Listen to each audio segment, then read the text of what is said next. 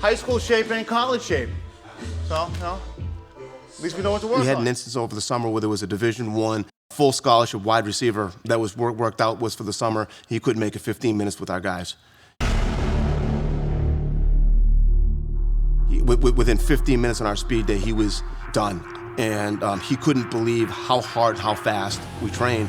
And I said, well, that's only 15 minutes. Now we have another 45 minutes of the real work that we do.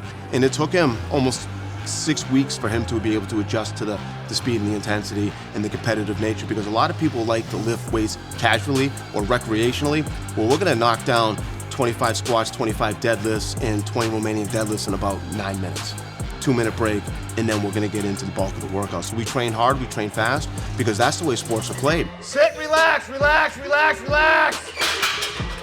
Don't walk too far away. I want to move through this quick. All right, we're coming up on 3 minutes. Every rep matters, every rep counts, every rep has to be hit at a certain rate of speed, and as soon as we finish one task, we immediately move on to the next task. Yeah.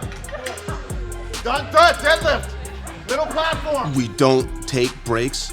We just go and go and go and go. And I always tell my athletes, when you feel like you're at that point where you need a break, it's 15 seconds, water in the face, and get right back to it. That's where you build your competitive nature. That's where you build your mental toughness. You build it in February, March, and April. You don't start in July and August. You start early on. 4.5 minutes.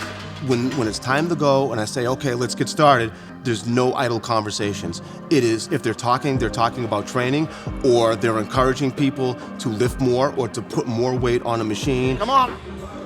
Yeah. How much time do you have? What's left? All right.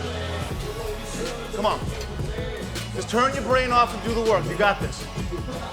If you want to be a college athlete, at some point you're going to have to go against your equal, and you're going to have to put them down.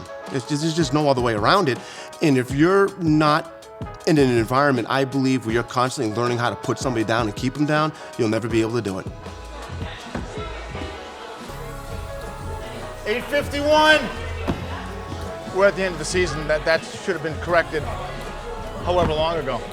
There's a lot of machines that are in this gym that are specifically designed to build muscles in the hips, the hamstrings, the glutes, and the lower back. So we're not going to wait 10 weeks to find out that you got a weak something. We're going to fix it today. And my job as a coach is to always find your weaknesses and then to fix it.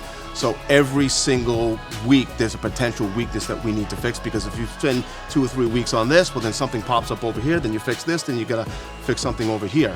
So the athlete is always getting better because you're always finding and eliminating their weaknesses. I've been using this system for almost 5 years. So the athletes that are coming in now, they're coming into a system that there's been over 15 kids have gone to college for free or for mostly free. So all they have to do is follow the playbook and show up. And that is one of the hardest things, is actually to show up, because this is a multi-year training system, and anybody can show up for 3 months, but can you show up for 3.5 years?